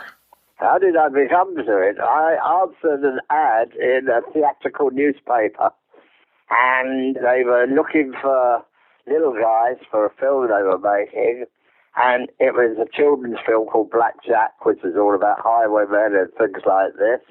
And the director was Ken Loach, which is quite a well-known, famous director over here. So I answered it. Well, I phoned them up and I went up for, I suppose, an audition. And I got the part. Through that, I approached an agent who said, would I like to be on his books? I did. And it just went on from there. And that was in 1979, I think, 78, 79, yeah. Had you done acting before that? Nope, not really. Only as a DJ for quite a time, like in the evening DJ, doing parties, bar mitzvahs and, weddings and things like this, So that gave me the confidence to speak to people, I don't know, in that sort of manner. And, so that gave me the confidence to go other things. But my cousin, I have a cousin, and he was a set director in the movie business. And he used to send me all bits and pieces of stuff and information of films he was doing and things. So that kept me interested. I've always been interested in films since I was a kid, I've still got all the yearly books, the annuals, of films and stuff like this, So that was it. So I'm sorry, and I just did it. I went on from there. From what I understand, you've been involved in the Star Wars universe several times, and I'm very curious, how is it to, especially when you're playing like an Ugnaught or Logray, the Ewok, how is it acting through all of that makeup? Very difficult. I was a lot younger then, of course, and it started off, I was in a small part in Empire Strikes Back as one of the Ugnaughts there, so Robert Watts noticed me and liked what I was doing. He was the producer of Star Wars, Empire Strikes Back, and also Jedi. So when Jedi came up, he remembered me and got me to do the part of Logray. And also I played the inside operator, Jabba, the tail operator. There was three of us, two normal-sized guys and myself. It was quite roomy. It was great, it was built on a platform, so there's plenty of room inside, We had a light in there. I had a TV monitor strapped to me so I could see what was going on outside and things like this. And I could hear the director and things through headphones. And when he wasn't needed, when he wasn't using a particular part of the scene, we used to sit, I used to read the paper, and we had sweets and stuff like that, candies and stuff, and so that was it. Save getting in and out all the time, Can you tell me, how did you end up getting the part in Time Bandits? What was that like? That was in 1981, so I'd only been in the film business for a few years. Once again, you go up for audition, and did it for Terry Gilliam, people like that, and, I just went up, got the part, which was great. It was lovely, hard film to do. We shot the whole lot in 8 weeks, all our parts. We were constantly in water, hung upside down, and it was always very hard work. I couldn't do it now, but it's very hard work. But he was great director, because you always knew when you were doing well, because you could hear him laughing, Some lovely people on people, actors and stuff. So sadly, though, I'm the last Time Bandit left. All the others have passed away, I'm afraid. I don't want this to sound like a pun, but was it a small community of little people actors that you were working with when it came to that time? At the time, there wasn't many. I know they did Willy Wonka and the Chocolate Factory before me, and I wasn't in that. And they did films like that, so that was on a little guys involved. And the same to your side over in the States. You had people, Good old friend of mine over there was Billy Barty, who I worked with, And we've become firm friends, and people like that. But I think the actual film itself gave inspiration to other little guys. Perhaps I could do that, and think I could do that, I'll try that. and things like that. And another thing over here, we do have every Christmas in every town different what we call pantomimes, you know, Christmas shows, like Snow White, Cinderella, and things like that. So Snow White is a very popular one because they have the little guys in that, Snow White and the Seven Dwarfs. So you get the 7 characters. So yeah, instead of they used to have, well, they still do some of the shows, but they used to have children playing the dwarfs, you know. But now, if they can get a real good little actor to do it, you know, they will. So that gave inspiration to little guys. And, yeah, I'll have a go. Yeah, why not? Yeah. Were you a fan of the Pythons before you were in Time Bandits? Pythons is similar to a show I used to listen to on the radio when I was a kid. It was called The Goon Show, you know, and there's all weird characters like that. And my mum and dad used to say, "What are you listening to? Why are you listening to that rubbish?" Which is the same as the Python older people who say about pythons, you know what I mean? It's the same thing. So I try it, you know, I find it quite funny, actually, you know, some of their stuff. And so I've got to know them all now, you know. So, you know, Michael Paley's a good friend of mine and people like that, yeah, because I work with them. That's fantastic. I'm glad you still keep in touch. Well, we do. I mean, I did a series over here, and it gave a story called Lost Empires. And it's all about the old Victorian Empire theatres, which is like a variety theatre around here, the late 18th or 19th century and 20th century, something like that. And it's all a story entwined. It was a TV series. And I'm with Colin Firth, who's a good friend of mine, yeah?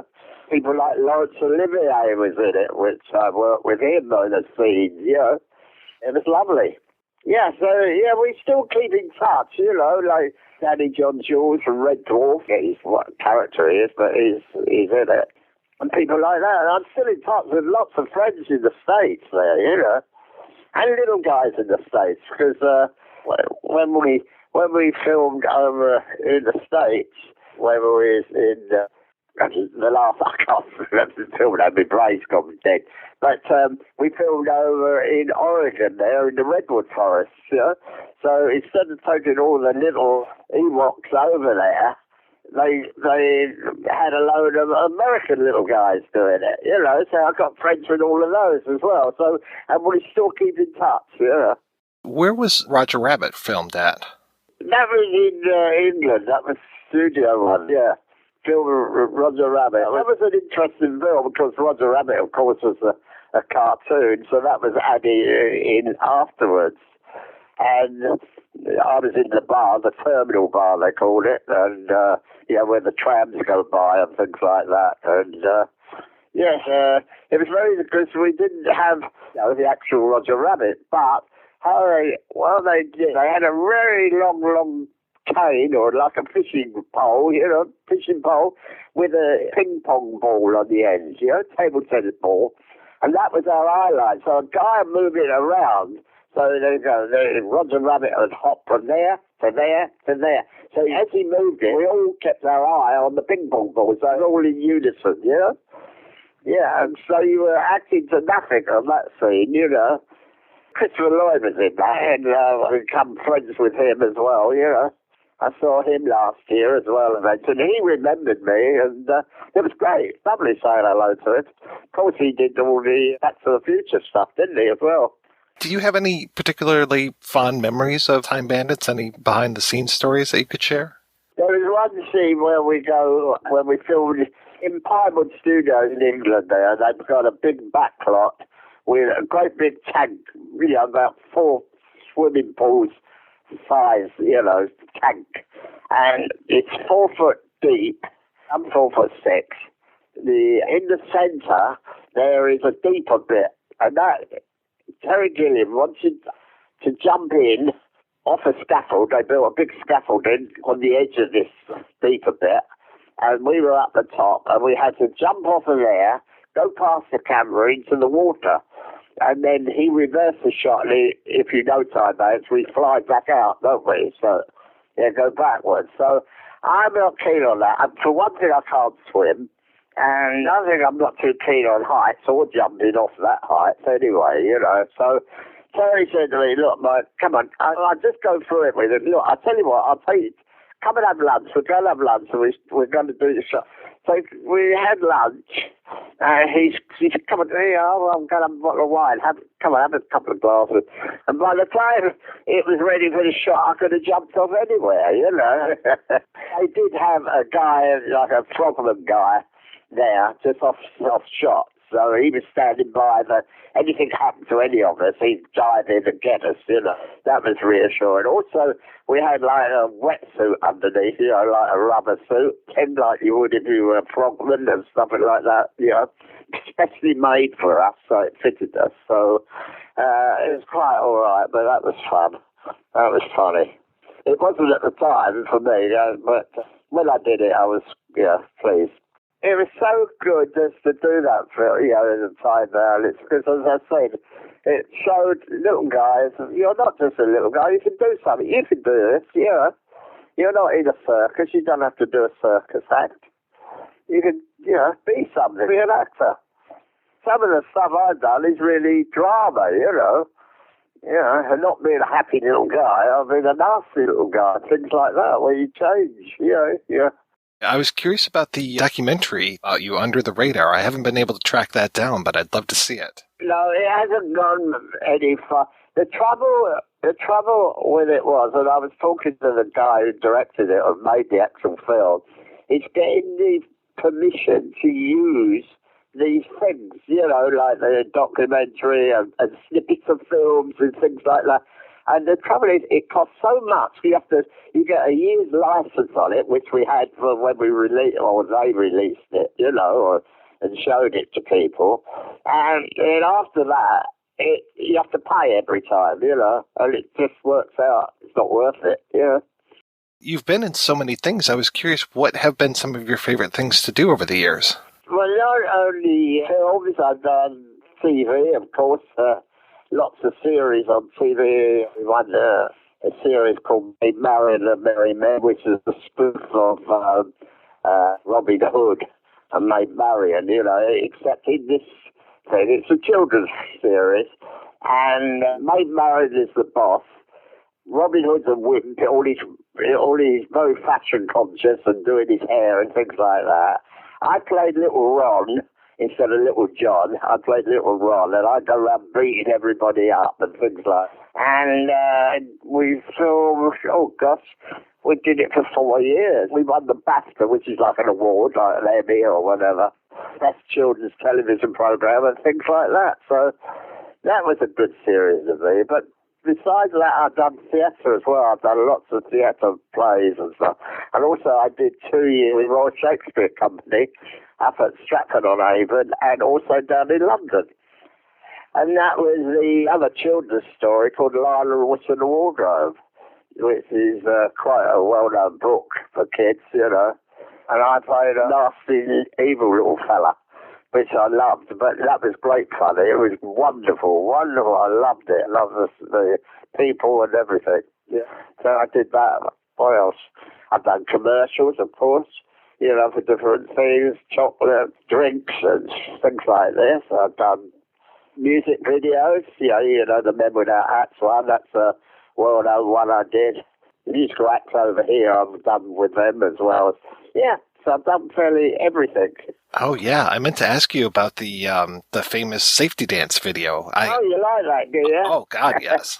Yeah, it's very popular, that. It's very popular, and we shot it in one day. I mean, it was down in Wiltshire, which is quite a long way from me, so I left early in the morning to drive down there, and when I got there, they gave me a cassette, because we had cassettes in the car then, not CDs, you know. A cassette. He said, have a listen to this, and I listened to it, and it's got quite a good beat to it. We can dance into 1, 2, da, da, da, da, da. Isn't it? So once you get that beat, that's the dancing beat, you know. And then we just went from there, and we shot it in a lovely village called West Kington, which is a typical little English village. And there's all sorts of people. There was Morris dancers and kids from the local school involved. And, it was lovely. And we shot it. I think we did it more or less in one day. And I'm still in touch with Ivan, the Without Hat singer. We're in touch every week. And we are planning. He's coming over sometime. It depends on what's happening, with all this going on. And we're going to just decided, I asked him, I said, what we ought to do, you and I will go down and go through West Kingdon, that village, and just reminisce, And you never know what comes out of it. We might get a little documentary on it or something like that, Yeah, so it's not happened yet, so don't take me word. Nothing's, but we're planning just to go down there and reminisce at the moment. What have you been doing to stay busy during the pandemic? I just sit here at home watching TV and things like that. I did get into, I used to have a stall, in a antique market, and I sell 50s and 60s collectibles, like old toys and, different things from the 50s and 60s and 70s now, so I still wheel and deal a bit with them as well, for all sorts of things. No, you just move on. I don't act anymore. I can't because I've got a very bad spine condition and I can't hardly walk now these days. So I have to use a wheelchair or one of those walker things, But I still keep on. I still keep going. You change direction, don't you? If you can't do it. As the old saying, one door closes, another one opens. And if it doesn't open, you make it open. All right, then. All right. You have a good rest of the day. Take care. God bless. Bye-bye.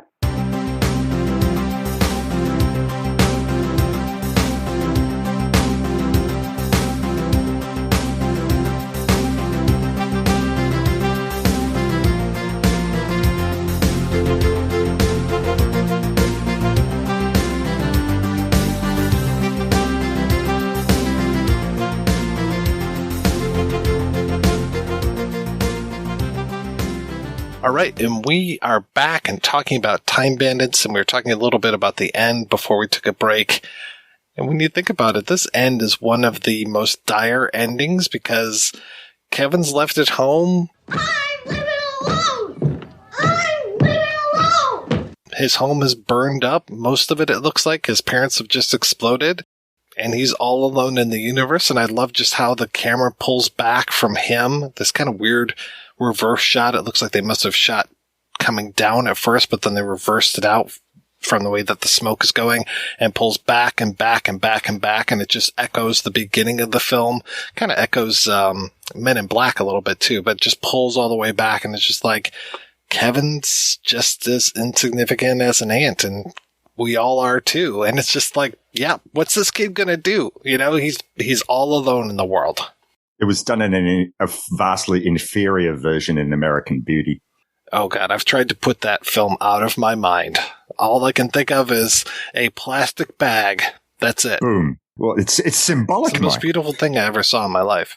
So with that ending shot of Time Bandits, I mean, thinking about it, you almost expect a Monty Python-esque song about, your insignificance in the universe or, something nihilistic or something. I think on the one hand, you get the idea that his parents are gone, but, his parents really have been gone the whole time. I mean, they've been these shells of people that are just kind of existing there. Now he's on his own. And, this crazy thought just struck me, but, does he become Harry Potter? Is that the deal? That he's the kid who survived or whatever? Boy who lived. Is this a concept that, is coming out of these, the British psyche of the time? I mean, so we're talking about this being written by guys who grew up post-war and lived with the reality of classmates who lost, parents or entire families during the war. And so, how do you survive and how do you go on? Or maybe Kevin has kept his curiosity about the world and not his innocence, but his ability to see through all of the frankly bullshit of the rat race. And I almost expected if we caught up with Kevin 5 years later, he's, playing in a post-punk band and going on and on about Thatcher or whatever. Oh, he'd definitely be writing literature or singing songs against Thatcher. And it's interesting that this film, with its Gilliam cynical take, comes in at the early days of Thatcherism. So a lot of evil geniuses' greed was inspired by real events. Tell me about what's going on here. Tell me, yes, I'm going to remake the world in my image, not in his image. And that really seems to be a very Thatcher-esque. One person who I have to bring up is George Harrison, because, being a Beatles freak and all that sort of thing. But I love the fact that I watched that documentary, and I know that you did as well, Mike, called An Accidental Studio.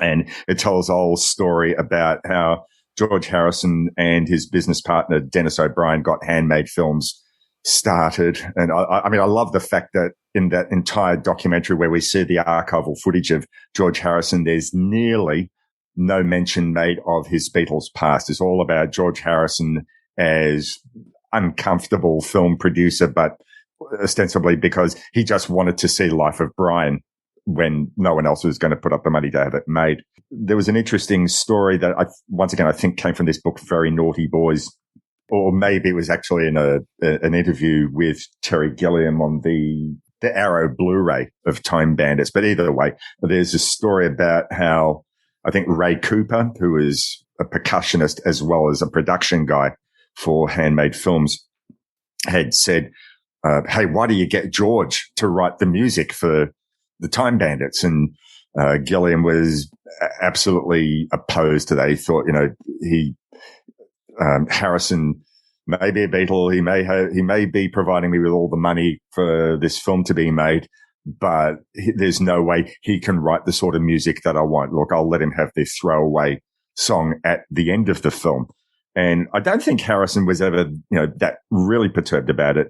But Gilliam said that Harrison had basically written that song Dream Away, which we hear over the close of the film, as being like a letter to him, to Gilliam. And these lyrics, greedy feeling, wheeling, dealing, losing what you won, see the dream come undone, stumble, you may win, you may with the elementary, lucky you got so far, all you owe is apologies. And that works within the context of the film, but Gilliam saw that as a message from Harrison to him, basically saying, well, you're arrogant, show a little bit of humility there. And in that documentary about Handmade Films, Harrison had said, look, I bear no resentment that the Pythons went on to, make Meaning of Life at Universal. I was happy to help them out with Life of Brian and help Terry out with Time Bandits, but they went on to different things. I've got other projects. That's quite fine.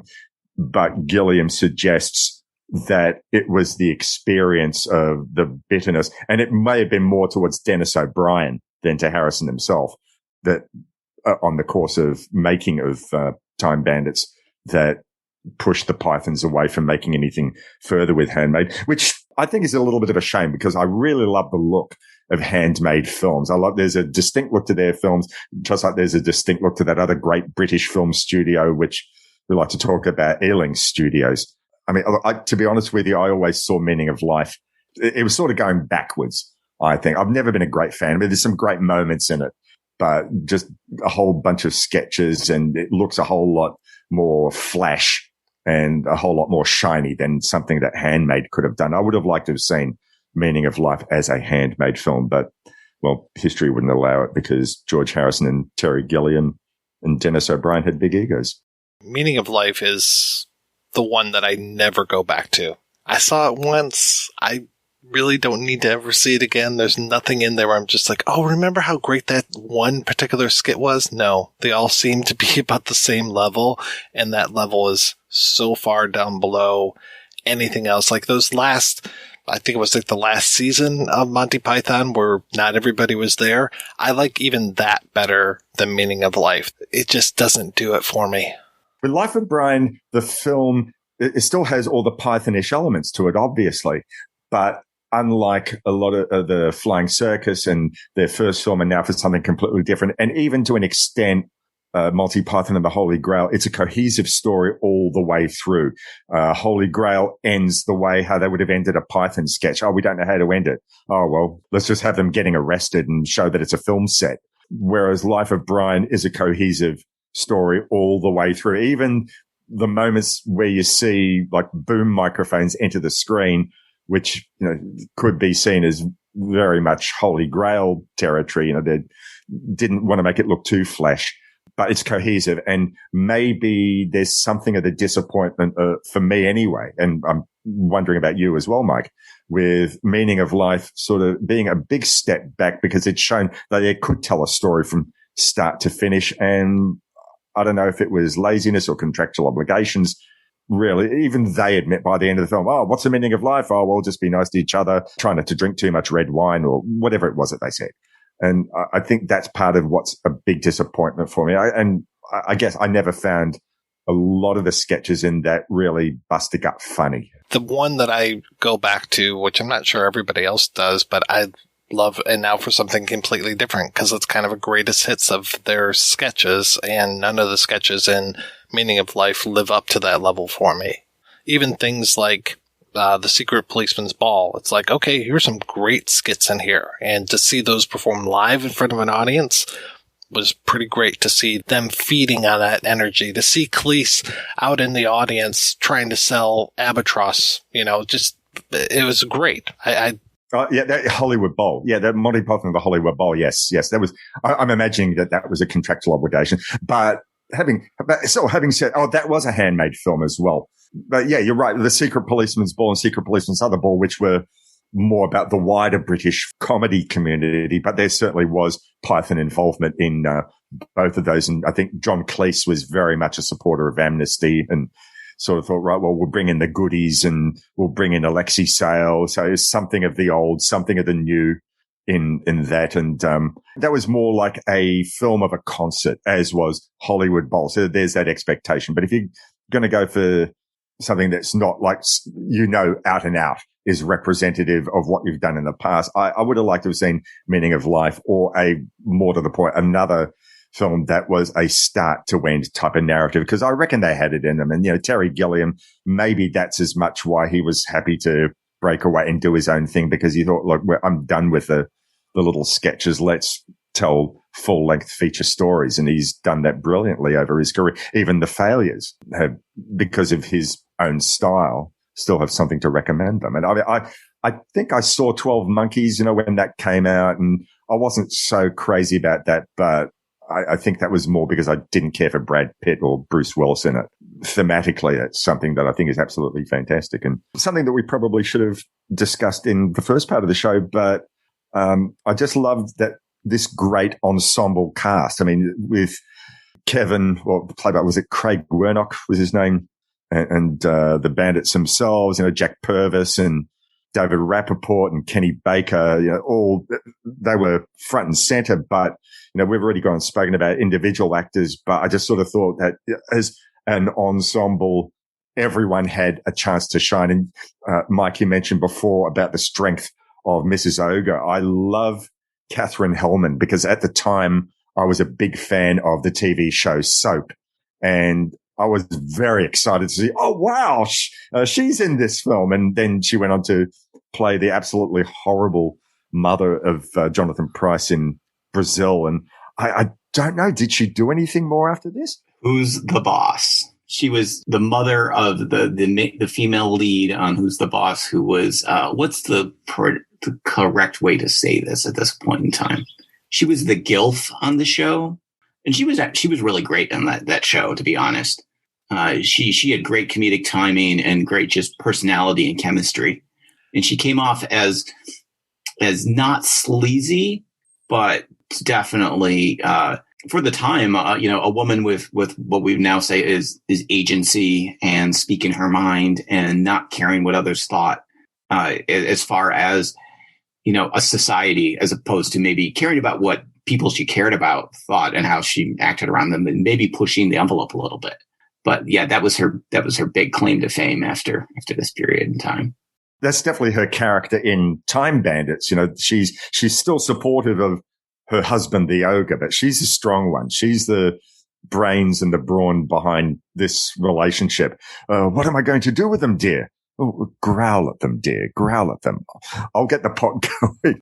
Absolutely wonderful. I loved her in this. And I want to say she went on to do like a lot of voice work as well, and she did a voice in the Cars movies. She was working not all the way up until she passed away in 2019, but she was working pretty close to when she passed away in 2019. So she was always so great. And yeah, I loved her in Soap too. She had that great kind of ditzy quality to her. It was so good. And the other guy that we should have mentioned too was Charles McCune, who's the stage manager, and he shows up in almost every Monty Python film and shows quite a bit in Terry Gilliam stuff. I remember him being in the Imaginarium of Dr. Parnassus, but he's Jonathan Pryce's, you can't say office mate, but he's the guy whose desk is being shared on the other side of the wall. That's him. Okay. Yeah. Yeah, he looks completely different than he does in this. Yeah. So aside from Sean Connery, who do you think would be the biggest name in this film at the point in time it was released? Oh, Cleese. Yeah, probably Cleese. I guess Shelley Duvall would have been up there too, though. Yeah. This is right around like Popeye time, I think, right? So this is after she had made all those films with Altman, and this was post Shining as well. And then, Well, I think she came to this just after having completed The Shining. So just imagine, so she worked with Kubrick, Gilliam, Altman in that run of films. And I think I read, like, once again in that Very Naughty Boys book where she was saying, oh, it's such a relief to be here after having worked for Stanley Kubrick, who treated her so poorly on the set of The Shining. So one of her more slight films, but I really love it. She was in Roxanne, the Fred Skepsy film, the retelling of Cyrano de Bergerac with Steve Martin. I love that to bits. And unfortunately, she's just sort of like a bit of a side throwaway character. But whenever I think of Shelley Duvall, I don't think of The Shining. I tend to think of her more in that. I don't know why. Maybe because she's so nice. I tend to think of her in Annie Hall, where I think Woody Allen's line something about he's starting to get feeling back in his jaw. She's quoting about having been with a Maharishi and quoting Bob Dylan lyrics, and she's the sort of hippie that the Woody Allen characters absolutely hate. So a little bit similar to the character that played by Diane Wiest. Well, I mean, not vague, but the character Diane Wiest plays in Hannah and Her Sisters, where the Woody Allen character goes out with her late in the film, and she takes him to a punk gig. And was it in Annie Hall where Shelley Duvall is taking him out? Oh, they're backstage. Was it at a Grateful Dead show or something like that? And in both cases, contemporary music stuff that's not 1920s hot jazz is something that all Woody Allen characters despise. So I think of her for fairy tale theater because my mother rented those for us when we first got a VCR. And so that was basically my first big exposure to her. Oh, she was amazing in that. And I'm so glad that she did that. And to go back and see some of the talent that was involved in some of those episodes. I mean, I still remember some of them pretty clearly to this day. I would like to go back and revisit all of them. I'm trying to remember, was it Klaus Kinski as the Beast from Beauty and the Beast? I know it was somebody good was the Beast, and the makeup looked very much like the old French version of Beauty and the Beast. All right, gentlemen, let's go ahead and take another break, and we're going to play a preview for next week's show. 2001, A Space Odyssey, is an epic drama of adventure and exploration, which begins millions of years ago and ends with man confronting his destiny among the stars. It is a story that will sweep you across 500 million miles to the greatest of all the planets, mighty Jupiter. And even then, your journey will be just beginning. For across the light years, the stars are waiting and watching. 2001, A Space Odyssey reveals the strangeness, beauty, and wonder that may be waiting for us on the moon and planets in the year 2001. 2001, A Space Odyssey. A Stanley Kubrick production from MGM in Cinerama. 2001, A Space Odyssey. Roadshow engagement now at the Windsor Theater. Speaking of Kubrick, we are going to come back next week with an episode that has been years in the making. We are talking about Stanley Kubrick's 2001, A Space Odyssey. Until then, I want to thank this week's co-hosts, Morris and Eric. So, Eric, what has been keeping you busy lately, sir? Just life in general, as far as kind of podcasting stuff goes, I haven't been doing a lot lately. I've popped up on a couple of Dig Me Out episodes, Dig Me Out podcast, a 90s music review show. So I did a couple of those in the past year. But my next appearance, and this will lead right into Morris's next thing, is he and I have actually recorded a segment for Love That Album that will be at some point in the near future. July. So I guess if that leads me on to my activities at the moment. So yes, in July will be the 10th anniversary since Love That Album started. And thank you very much. It's your 10 years as well this year, I believe, Mike. Yes, it was. How does this work? You've done like about 1,000 podcasts in the time that I've done about 150 or something like that. How does that work? The hardest working man in podcasting. Doesn't matter. You just say, I've been doing this for 10 years. Yeah, that works. So I've only done 2 shows, but boy, they were good. Anyway, so for the 10th anniversary episode, I decided to go and ask half a dozen people who have had associations with the shows. They've either been on previous episodes or they've been someone who inspired me in some way with making the podcast in the first place, to come on and talk about an album or two that had meant something to them. It was basically made over the lifespan of the show. So something over the last 10 years. And Eric was one of those people. And it's only just occurred to me when I spoke to him at the time that he's the only non-Australian based person on the show. But Eric had done segments for many years on the main program, and then when See Here came into being, and I had to stop doing as many Love That albums. So I said, well, would you like to do a spin-off, a side show that I'll put out through the same feed so we still get as many Love That album programs? So for several years, Eric did a show called Love That Album, the compilation edition, where he would speak about his favorite anthologies, compilations, and maybe diverge into other areas as well. But it was fantastic. I learned a lot. There were bands that he would pick that I never would have known about or thought about, and just basically our different loves. It was a good companion piece in that regard. So basically Eric is going to be one of those segments, and another 5. I've still got another 3 to record, 1 tonight. So that'll be out in July. And in the See Here world, I think you know better about this month's episode than I do, Mike. So I was supposed to record an episode about the upcoming film from Edgar Wright, the Sparks Brothers. None of us in the See Here team could make it. So I said to you, hey, would you like to do the See Here episode for me? And you said, why not? So the next episode of that coming out is basically a de facto projection booth episode, and that'll be up. Well, probably be up by the time this episode comes out. So the next See Here episode, where Tim, Bernie, and myself come on, will be speaking to the director of a recent documentary about Cream magazine. The film's called Cream, America's Only Rock and Roll Magazine. So looking forward to talking about rock and roll journalism and the differences between Cream and its contemporary magazines at the time. So that should be a lot of fun. I still don't understand why you made me fly all the way to Australia to record in your studio when I could have done it from here, but I'm cruel that way. I'm the evil genius. Couple $1,000 out the window. Well, it's a good show. Yeah, well. So not completely wasted. The only reason I can figure that I haven't been on Love That Album yet is just because you know how horrible my taste in music is. Look, as I remember, I did invite you, and you said, I don't know what to talk about music. I like to talk about films. I can. And I said, anyone can talk about music. If I can, you can. So here you go. I'm offering you a spot, and you pick something and I will find something to say about it, which is a dangerous thing because you'll probably pick something like The Cure or something like that, which I can't stand. The offer is there, Mike. We want you on. We want you there. All right. Sounds good.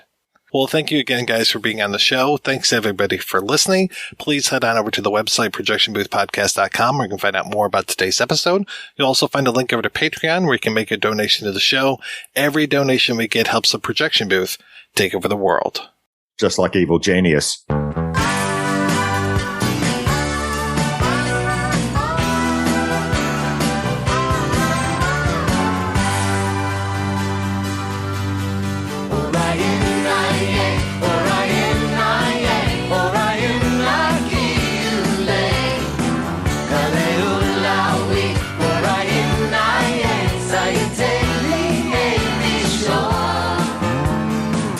Midnight sunshine, silent thunder, sky as black as day.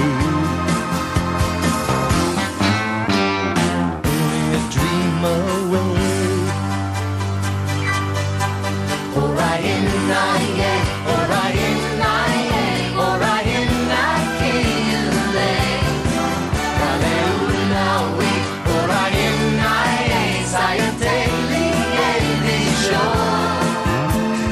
waking while you're still deep sleeping, finding you're not here. Watching a dream appear.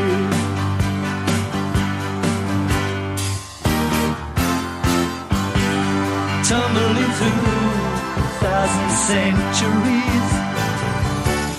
You don't know where you land. It's so dark in mythology. Treasures of history to be found. Hear the legends of time. All the handiworks remain. Only a dream away. Orion-I-A, Orion-I-A, Orion-I-K-L-A. Hallelujah, Orion-I-A, greedy feeling, wheeling, dealing, losing what you want. See the dream come undone.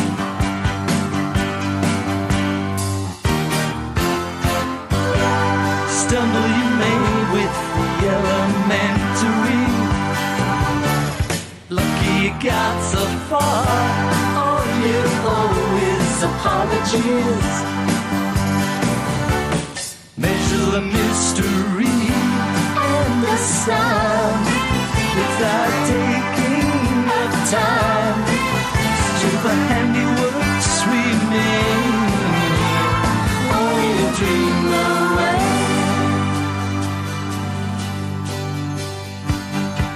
Orion-I-A, Orion-I-A, Orion-I-K-L-A. Hallelujah, Orion-I-A, Scientally shore. In that hot, cold, up, down.